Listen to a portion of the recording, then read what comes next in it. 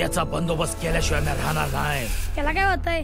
त्याचा देवबाप्पा आहे ना. माझ्या भावाची जबाबदारी उचलायला मी समर्थ आहे. खालीवर जीव जणू येडा पिसा उरला घडीचा न भरवसा येरा लागून तू पाहू नको जीवाला घोर आता लावू नको झालो बेभान मनी उठलं थैमान तुझ्या फिरमाचा काळचा ते हिरवा मळा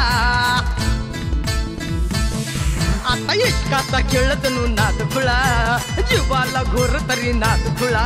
माझ्या प्रतापचं जर काही बरं वाईट झालं ना तर मी तुला जिद्दी सोडणार नाही.